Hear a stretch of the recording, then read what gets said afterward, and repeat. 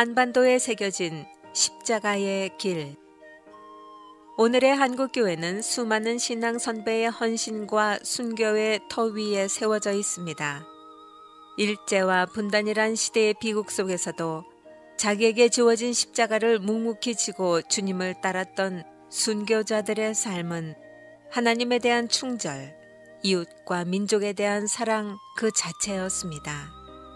이 시간을 통해 그들이 따라간 십자가의 길을 묵상해 봅니다. 그리고 부유하고 안락한 이 시대에 우리의 나갈 길을 묻는 시간을 가져봅니다. 제4장 결단의 골짜기에 선 신사참배 반대자들. 한국의 주권을 박탈한 일본은 한국 지배를 영구히 하기 위해 무단 통치에서 문화 통치, 민족 말살 정책에 이르는 다양한 수법을 동원했습니다. 특히 구한말 들어온 개신교의 급격한 활약상에 주목한 일본은 각종 교육과 종교 법안을 만들어 기독교 학교와 선교, 목회 활동을 억압했습니다. 개신교는 한국 땅에 뒤늦게 들어왔지만 오래지 않아 한국 사회와 민족의 현실 문제에 깊숙하게 들어왔습니다. 여전히 적은 숫자였지만 개신교는 다양한 활동을 통해 민족의 독립과 사회적 역할에 적극 참여해 왔습니다. 1930년도에 들어 한반도 넘어 만주 쪽으로 일본의 정복 야욕이 본격화되면서 한국을 일본화하려는 작업이 수행되었습니다. 창씨 개명과 함께 신사참배와 황궁요배는 정신적으로 한국을 일본에 예속시키려는 일종의 노림수였습니다. 1930년 후반부터 해방이 올 때까지 한국 기독교인들이 선택할 수 있는 유일하면서도 가장 강력한 항거는 신사참배 반대였습니다. 비록 수동적인 방법이었지만 일본 황궁이 있는 동쪽을 향해 절을 하는 것을 반대하고 신사의 머리를 숙이는 것을 반대하는 것이 그들이 할 수 있는 작지만 가장 강력한 신앙운동이요 애국운동이었습니다. 피어보지도 못하고 옥중에서 사그라진 순교의 꽃 허성도. 1902년 8월 27일 경북 영덕군 강구면 삼사동에서 허주와 남금수 사이에서 삼남으로 태어난 허성도는 어려서 한학을 공부했습니다. 아버지는 그에게 신식 교육을 받게 하기 위해 대구에 있는 개성학교에 입학시켰는데 이곳에서도 그는 두각을 나타내었습니다. 허성도에게 신앙적 영향을 미친 사람은 그의 어머니 남금수 권사였습니다. 남금수 권사는 아담스, 안의와 선교사의 노방전도를 듣고 예수님을 영접했습니다. 이후 어머니는 1907년 3월 3일 자신의 집에 교회를 세우고 이웃으로 다니면서 가는 곳마다 교회를 설립해서 총 12개가 넘는 교회를 인근에 세웠습니다. 이것은 사명으로 이루어가는 헌신과 희생이 있었기에 가능한 일이었습니다. 허성도는 몸이 성장해 감에 따라 민족 정신과 신앙이 더욱 깊어졌습니다. 학교에 다니던 어느 날 자기 이름을 도에서 성도로 바꾸고 방학 때 고향에 내려가서도 민족 정신을 고취시키고 복음을 전하는 집회를 열었습니다. 1919년에 개성학교를 중심으로 3.1 만세운동을 준비하던 백남채 교장이 일찍이 검거되어 버렸습니다. 하지만 만세운동은 3월 8일 오후 1시경 서문시장에서 시작되어 밤이 늦도록 계속되었고 8월 10일까지 격렬한 만세운동으로 이어졌습니다. 이 만세운동에 허성도 역시 주도적으로 참여했습니다. 일경의 체포망에 좁혀오자 그는 안동과 고향 영덕으로 장소를 옮겨서 그곳에서 만세운동을 주도했습니다. 이 일로 허성도는 1919년 4월에 골석재판에서 징역 10개월을 선고받고 옥고를 치르기도 했습니다. 1921년 아담스 선교사가 세운 개성학교를 졸업하고 4월에 연희전문학교 문과에 입학했습니다. 그런데 재학 중 사회주의에 빠지게 되면서 학업을 중단하고 상해로 건너가게 되었습니다. 임시정부청사를 자주 찾은 그는 투쟁 자금도 확보하지 않은 채 언쟁만 벌이는 상황을 보고 실망을 감출 수 없었습니다. 그래서 만주와 간도 지방의 동포들의 삶을 살피고 블라디보스톡을 통해 모스크바로 들어가 나라 잃은 백성의 서글픈 삶을 보면서 사회주의에 대한 깊은 회의를 느꼈습니다. 이러한 현장 경험을 통해 그는 독립에 대한 필요성을 절감하고 1925년 1월 귀국했습니다. 그리고 결혼 후 일본 메이지 대학으로 유학을 떠나 영문학을 공부했습니다. 일본에서 공부하던 중 부인의 제안에 따라 1925년 9월 허성도는 도쿄 간다 신학교 야간부에 입학해서 낮에는 일하고 밤에는 신학을 하면서 1930년에 졸업했습니다. 목회를 하지 않고 시청 공무원 생활을 하던 그는 1936년 어머니의 유언과 권면에 따라 본격적인 목회의 길로 접어들었습니다. 경주 서면 운대리 교회 등을 돌보면서 야학을 통해 문맹 퇴출과 계몽운동을 시작했습니다. 일본에서 신학을 한 그가 목사 안수를 받는 문제가 발생하자 잠시 목회를 포기하고 청주에서 시간을 보내기도 했지만 청주 제1교회 구현직 목사의 도움으로 1941년 6월 목사 안수를 받고 청주 제2교회를 개척해 심우하다가 1942년 10월 괴산군의 연풍교회로 사역지를 옮겼습니다. 연풍교회를 섬기던 어느 날 주재소에서 교회당을 농민청장년 보충병 양성소로 사용하겠다는 제안을 했으나 허성도 목사는 이를 반대했습니다. 하나님께 예배드리는 처소를 청소년 훈련소로 쓴다는 것을 허락할 수 없었던 것입니다. 이에 일본 경찰은 허성도 목사를 올가맬 기회를 노리고 있었습니다. 그러던 어느 날 아멘 아멘 하면서 자신을 놀리며 따라오던 아이들에게 허성도 목사가 호통을 쳤는데 그 소리에 놀란 한 아이가 도망가다 넘어져 얼굴에 찰과상을 입게 되었습니다. 일경은 이 일을 기회 삼아 허 목사를 피의자 신분으로 끌고 가 다친 아이의 부모를 회유하여 그를 고소하게 하는 한편 성도들을 협박해 말세론을 주제로 설교한 사실을 시인토록 했습니다. 결국 허성도는 종말론적 설교와 민심 혼란죄로 징역 10개월을 선고받았습니다. 허성도 목사가 청주 형무소에 복역하는 동안 교회는 허 목사의 가족에게 사택을 비우라고 했습니다. 교회의 임 집사가 헛간 방을 내주었지만 가족들은 생존을 위해 잡부일을 하며 힘들게 살아가게 되었습니다. 허 목사는 감옥에서 한 달에 한 번 교회의 믿음을 독려하는 편지를 보냈지만 교회가 헐려 초등학교 부속 건물로 사용하고 있는 줄은 몰랐습니다. 청주 형무소에서 대전 형무소로 이감된 허성도 목사는 밤마다 찬송가 95장을 묵상했습니다.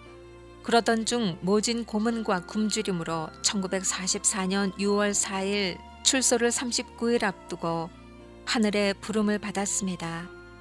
허성도 목사의 죽음을 두고 굶주림과 고문으로 순교했다는 이야기와 옥에서 독살당했다는 이야기가 있지만 분명한 것은 허성도 목사가 43세의 나이에 그리스도를 위해 옥에서 생을 마쳤다는 것입니다.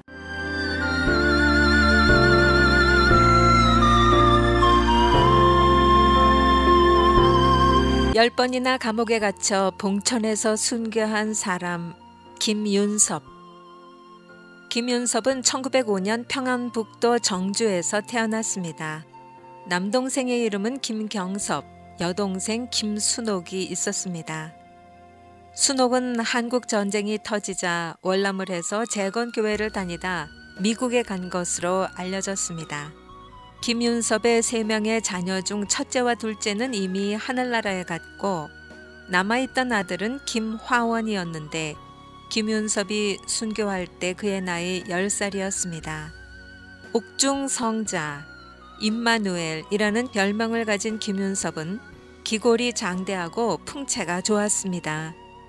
20세에 예수를 믿어 평북 성경학교에서 공부한 후 박천에 있는 덕인교회를 개척, 후에 의주 월하교회에 부임하여 교회를 크게 부흥시켰습니다. 1938년 9월 조선 예수교 장로회가 신사참배 수용을 결정하자 김윤섭은 다니엘의 입지불변이란 설교를 하고 신사참배 반대 투쟁의 전면에 나서게 되었습니다. 이후 그는 10번이나 구속되어 모진 악형과 고문을 당했습니다. 브루스 헌트와 사역을 같이 한 김윤섭은 자신에게 찾아든 모든 고난과 시련을 끝까지 견뎌냈습니다. 그를 고문하는 일본 경찰이 무명의 김윤섭이 독하게 나오는 것을 참다 못해 군도를 빼어 그의 가슴에 대고 위협했습니다. 찌를 테면 찌르시오.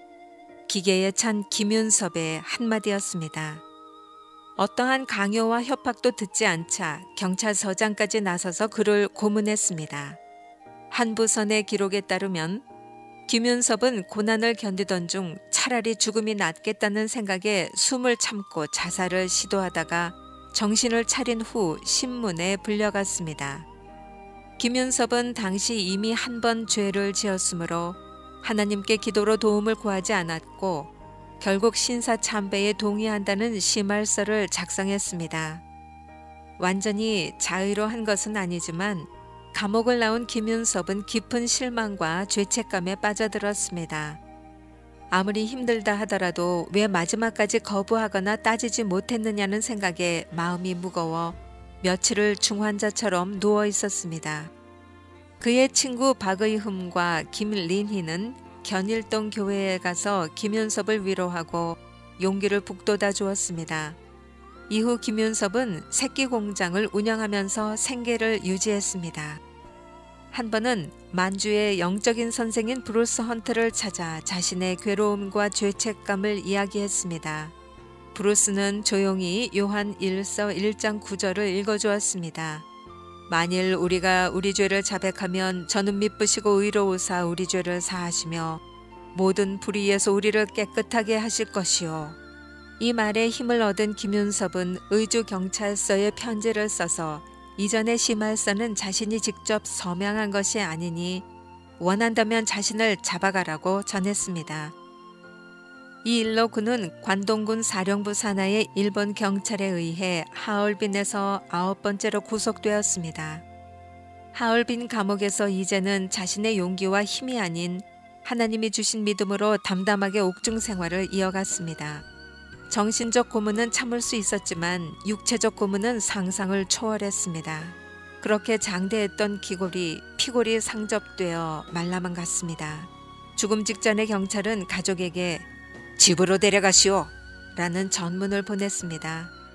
아내의 부축을 받고 집으로 돌아온 김윤섭이 자신을 찾아온 브루스 헌트에게 한 첫 번째 말은 임마누엘 할렐루야 였습니다. 그리고 그는 다시 일어섰습니다. 신사참배 문제와 관련해 조선 예수교 장로회가 일본의 신사참배 강요에 무릎을 꿇은 상황에서 조국을 떠나 만주와 연해주에 머문 교포들을 지켜줄 교회나 나라는 존재하지 않았습니다. 유독 평안도와 함경도 출신이 많은 만주 지역 교회도 마찬가지였고 봉천노회는 신사참배 반대에 주도적인 역할을 한 브루스 헌트를 제명하기까지 했습니다. 그곳에 흩어진 23개 교회 800여 명의 성도들은 신앙과 고백을 스스로 지켜나가야 했습니다. 이런 상황에서 브루스 헌트는 교회 지도자들과 함께 흩어진 교우들을 위해 장로교 계약 문서를 만들었는데 여기에 핵심적인 역할을 한 인물이 김윤섭과 박의흠입니다. 서론과 전 7장으로 이루어진 계약 문서는 신사참배가 우상 숭배임을 밝히고 장로교 언약의 핵심이 무엇인지를 성경 구절을 통해 조목조목 밝히면서 이것을 따르고자 하는 사람들은 스스로 서명을 하게 했습니다. 여기에 서명한 사람 70여 명은 일본의 일제검거에 모두 잡혀 형무소에서 감옥 생활을 해야 했습니다. 수많은 신학박사와 지식인, 자칭 지도자들이 신사참배는 국가의식이라는 핑계로 신앙의 지조를 팔고 때로는 일본에 적극 협조하던 시절에 황량한 만주벌판에서 죽음을 목전에 두고 방랑하던 김윤섭과 브루스 헌트, 그리고 힘없는 백성은 한국 기독교 역사의 길이 남을 장로교 신앙 고백문을 그들의 목숨을 걸고 남겼습니다.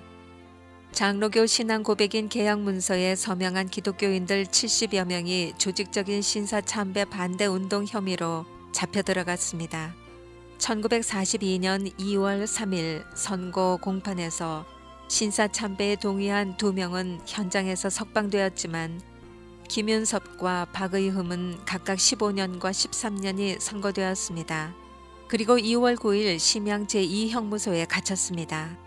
영하 30도를 오르내리는 감옥에서 죄수복 하나 입고 시작한 감옥 생활은 참혹했습니다. 맨발로 시멘트 바닥을 걸으며 죄수들 사이에 하나님의 사람이란 명칭을 받은 김윤섭은 그렇게 순교의 길을 한 걸음 두 걸음 걸었습니다. 궁성 요배에 반대한 그에게 한겨울에 눈으로 덮인 뜰을 맨발로 밟아 길을 만들라는 고문, 독방 감금, 심한 매질과 구타는 그저 순교의 길로 나가는 과정일 뿐이었습니다. 더 살 것 같지 않으니 신병을 인수해 가시오. 일본 경찰의 통지문을 받고 형무소를 찾은 김윤섭의 아내는 시체실에서 남편의 차디찬 몸을 힘들게 찾아냈습니다. 혼자 시신을 가져올 수 없어 형무소에 화장을 맡겼건만 일제는 그의 유해를 인근 절의 납골당에 안치해버렸습니다. 죽어서까지 김윤섭의 결의를 꺾겠다는 의도였을 것입니다. 37세의 나이로 삶을 마감한 김윤섭과 그와 같이 심양 제2형무소에 갇힌 사람들 대부분은 살아나오지 못했습니다.